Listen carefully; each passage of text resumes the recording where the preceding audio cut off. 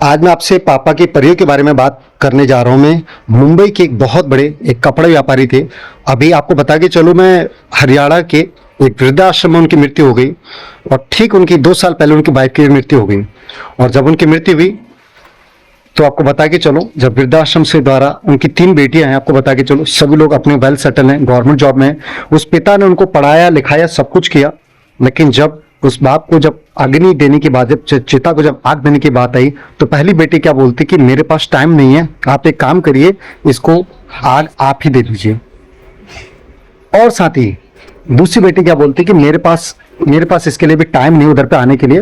और जिस टाइम पे ये आग दी जा रही थी, मैं आपको बता के चलो उस टाइम पे सिनेरियो पता क्या था। उस टाइम पे बेटी वीडियो कॉल पे कहते कि मेरे को वीडियो कॉल पे उसको दिखा दीजिए। वीडियो कॉल पे देख रही थी और देखते देखते एक कॉल पे और बात कर रही है, और बात करते करते पता है क्या कहती है, ये कहती है और कितना टाइम लगेगा। तो वहाँ के जो वृद्धाश्रम के जो वहाँ पे अग्नि को जो देर थे, उन्होंने जी जाते 10 से लेके 15 मिनट लगेंगे। बोला जी ठीक है कोई बात नहीं। और जब उसके अस्थियों को जब देने की बात आई, तो उन्होंने बोला जी हमारे पास टाइम नहीं आने का, आप एक काम करिएगा, इसको नदी में इसको बहा दीजिएगा। मैं आपको बताने की क्या कोशिश कर रहा हूँ मैं, कि इतना बड़ा कपड़ा व्यापारी जो मुंबई के अंदर में आज उन बच्चों को पूरा का पूरा पढ़ाया लिखाया, मुंबई के बहुत बड़े कपड़ा व्यापारी, तो आज से कुछ साल पहले उनको इधर पे आने का मौका मिला। यार आज ऐसा इंसिडेंट हो गया कि अपने बच्चों के द्वारा अपनी ही जो खुद की जो औलाद है उसके द्वारा उसको चिता तक नहीं दी गई। यार शर्म आनी चाहिए ऐसे लोगों को। यार इतना अच्छा, इतना एजुकेशन सारी की सारी देने के बाद अगर ऐसा ऐसा व्यवहार उस बाप के साथ अगर आप कर रहे हो, तो शर्म आनी चाहिए तुम्हें। एनीवे खैर कोई बात नहीं। ये वीडियो अगर उन तीनों बेटियों तक अगर पहुंच रहे हैं, तो आप प्लीज मुझे बता के चलो उनको आप क्या कहना चाहेंगे, प्लीज आप मुझे कमेंट में बताइए।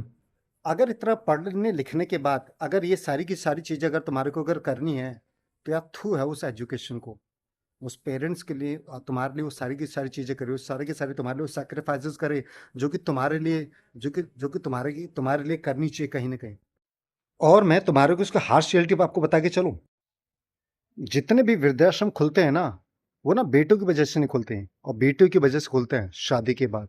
क्योंकि मुझे बात बता के चलेगा, कभी आपने सुना है कि बेटे के होते पेरेंट्स अपना अनाथ आश्रम में चले गए? मेरे अगर पॉइंट ऑफ व्यू से जानोगे, आंसर इज नो।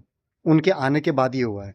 तो फिर संस्कार किसको सीखना चाहिए, आई होप आप सभी लोग समझ चुके होंगे। और कहीं ना कहीं लड़कों को नहीं, लड़कियों को भी एक सही संस्कार, एक सही एजुकेशन, एक सही सिस्टम, उनको सही सही चीज़ें उनको पता होनी चाहिए कि संस्कार क्या होता है, डिसिप्लिन क्या होता है, सारी की चीज़ें। अदरवाइज अगर ऐसा अगर होता ना, तो राम रतन गुप्ता के साथ आई थिंक ऐसा नहीं होता। एनीवे खैर कोई बात नहीं। आई होप मेरी बात को आप समझ चुके होंगे।